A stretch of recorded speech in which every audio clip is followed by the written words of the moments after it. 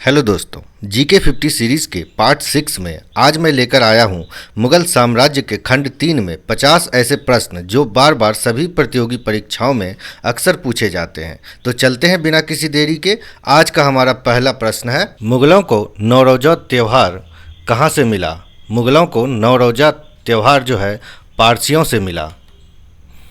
अगला प्रश्न है, जो चित्रकला का शत्रु है वह मेरा शत्रु है, यह किस मुगल शासक ने कहा था?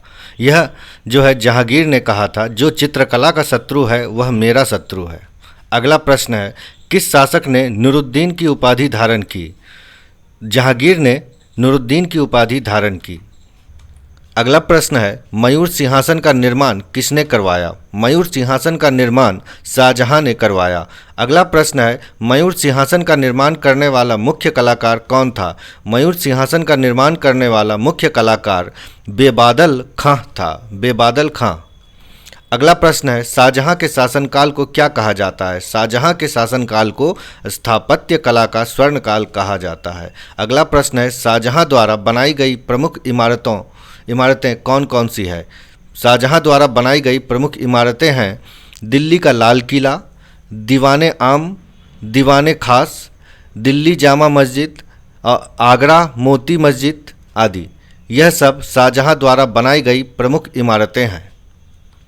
अगला प्रश्न है, शाहजहां ने अपनी राजधानी को आगरा से कहाँ स्थानांतरित किया? तो शाहजहां ने अपनी राजधानी को आगरा से दिल्ली स्थानांतरित किया। अगला प्रश्न है, शाहजहानाबाद की स्थापना किसने की? तो शाहजहानाबाद की स्थापना शाहजहां ने की। अगला प्रश्न है, आगरा की जामा मस्जिद का निर्माण किसने कराया? आगरा की जामा मस्जिद का निर्माण शाहजहां की पुत्री जहांआरा ने करवाया। अगला प्रश्न है, शाहजहां के दरबार के प्रमुख चित्रकार कौन थे? शाहजहां के दरबार के प्रमुख चित्रकार थे मोहम्मद फ़कीर एवं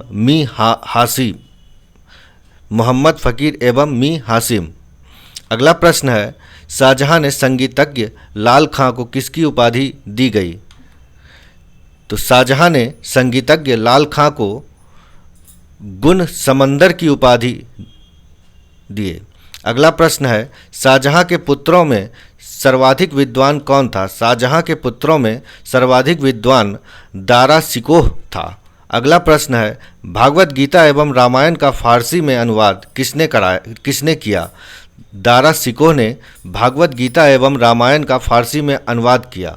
अगला प्रश्न है, दारा शिकोह ने उपनिषदों का अनुवाद किस नाम से कराया? दारा शिकोह ने उपनिषदों का अनुवाद जो है वह सर-ए-अकबर के नाम से करवाया। अगला प्रश्न है, धर्मट का युद्ध किनके बीच हुआ? धर्मट का युद्ध जो है वह दारा शिकोह एवं औरंगजेब के बीच हुआ। धर्मट युद्ध में किसकी पराजय हुई? धर्मट युद्ध में दारा शिकोह की पराजय हुई। अगला प्रश्न है, दारा शिकोह किस अन्य नाम से भी जाना जाता है? दारा शिकोह जो है वह शाह बुलंद इकबाल नाम से भी जाना जाता है। अगला प्रश्न है, शाहजहां की मृत्यु कब हुई? शाहजहां की मृत्यु अपने कैदी जीवन के 8वें वर्ष 1666 ईस्वी में हुई। अगला प्रश्न है, मुमताज महल का वास्तविक नाम क्या था? मुमताज महल का वास्तविक नाम था अर्जुमंद बानो बेगम। मुमताज महल का वास्तविक नाम था अर्जुमंद बानो बेगम। अगला प्रश्न है, औरंगजेब का जन्म कब हुआ था? औरंगजेब का जन्म 1618 ईस्वी को दोहाद गुजरात में नामक स्थान पर हुआ था। अगला प्रश्न है, औरंगजेब का निकाह किसके साथ हुआ? औरंगजेब का निकाह जो है वह दिलराम बानो बेगम के साथ हुआ। दिलराम बानो बेगम के साथ औरंगजेब का विवाह हुआ। अगला प्रश्न है, औरंगजेब किस धर्म को मानता था? औरंगजेब सुन्नी धर्म को मानता था। औरंगजेब के गुरु कौन थे? औरंगजेब के गुरु मीर मोहम्मद हकीम थे। अगला प्रश्न है, औरंगजेब को किस अन्य नाम से भी जाना जाता था? औरंगजेब को जिंदा पीर के नाम से भी जाना जाता था। अगला प्रश्न है, औरंगजेब ने शिवाजी को कहाँ पर कैद कर लिया था? औरंगजेब ने शिवाजी को जयपुर भवन में कैद कर लिया था। अगला प्रश्न है, औरंगजेब गद्दी पर बैठने से पहले किस स्थान का गवर्नर था? तो औरंगजेब गद्दी पर बैठने से पहले दक्कन का गवर्नर था। अगला प्रश्न है, इस्लाम न स्वीकार करने के कारण औरंगजेब ने किसकी हत्या करवा दी?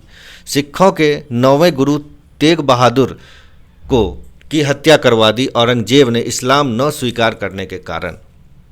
अगला प्रश्न है, औरंगजेब ने कौन से कर को पुनः लागू किया? औरंगजेब ने जजिया कर को पुनः लागू किया। अगला प्रश्न है, जजिया कर किससे वसूल किया जाता था? जजिया कर जो है वह हिंदुओं से वसूल किया जाता था।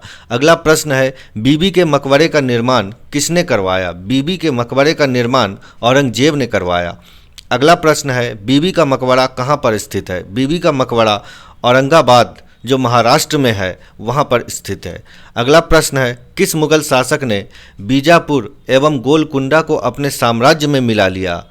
तो औरंगजेब ने बीजापुर एवं गोलकुंडा को अपने साम्राज्य में मिला लिया।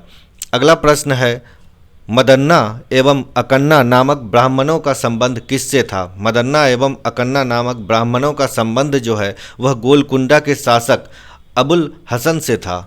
अगला प्रश्न है, औरंगजेब के समय हुए जाट विद्रोह का नेतृत्व किसने किया था? औरंगजेब के समय हुए जाट विद्रोह का नेतृत्व जो है वह गोकुला एवं राजा राम ने के नेतृत्व में हुआ था। गोकुला एवं राजा राम के नेतृत्व में।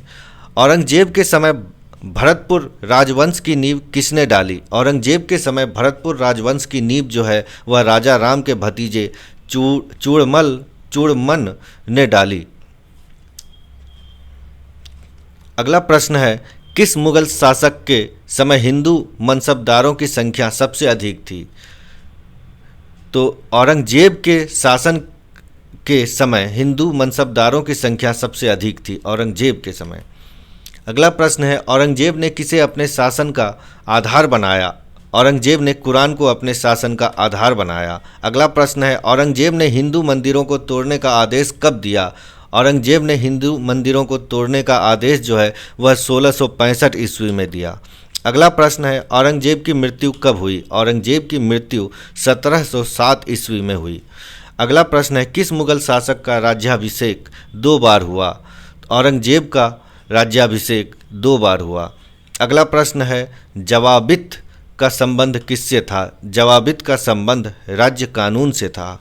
अगला प्रश्न है, ईरान के शाह और मुगल शासकों का झगड़ा किस स्थान के लिए था? तो ईरान के शाह और मुगल शासकों का झगड़ा जो है वह कंधार के लिए हुआ, कंधार के लिए था। अब अगला प्रश्न है, मुगल काल में किस बंदरगाह को बबुल मक्का कहा जाता था? मुगल काल में जो है वह सूरत बंदरगाह को बबुल मक्का कहा जाता था, सूरत बंदरगाह को। अगला प्रश्न है, किस शासक ने अपने पिता को कैद में डाल दिया था? औरंगजेब ने अपने पिता को कैद में डाल दिया था। अगला प्रश्न है, किस शासक के समय मुगल साम्राज्य की सीमाएं सबसे अधिक विस्तृत थी? तो औरंगजेब के समय मुगल साम्राज्य की सीमाएं सबसे अधिक विस्तृत थी। औरंगजेब की मृत्यु के बाद गद्दी पर कौन बैठा? औरंगजेब की मृत्यु के बाद बहादुर शाह प्रथम गद्दी पर बैठा। अगला प्रश्न है, बहादुर शाह प्रथम के बाद गद्दी पर कौन बैठा? बहादुर शाह प्रथम के बाद गद्दी पर जहांदर शाह बैठा, जहांदर शाह। अगला प्रश्न है, व्यापारिक गतिविधियों के उद्देश्य से अंग्रेजों के लिए फरमान पर हस्ताक्षर किसने किया?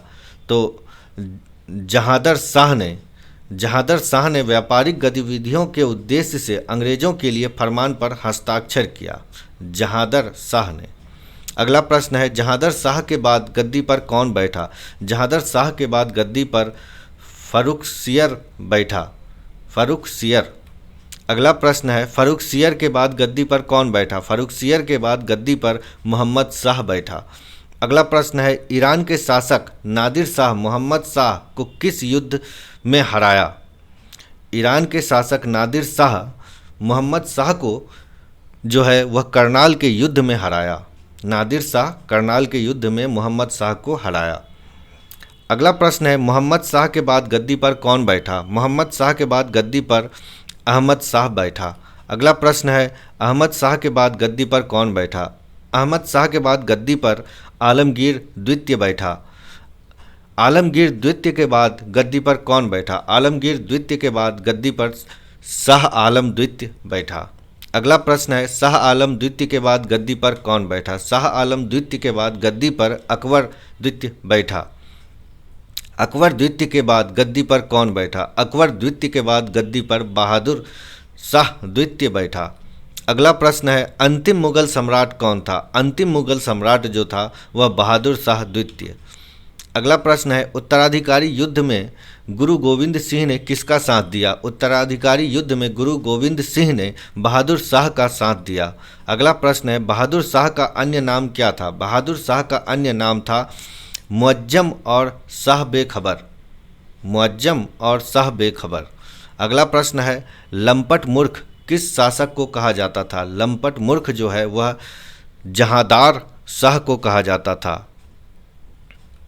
अगला सवाल है, मुगल वंश का घृणित कायर किस शासक को कहा जाता था? मुगल वंश का घृणित कायर जो है वह फर्रुखसियर को कहा जाता था।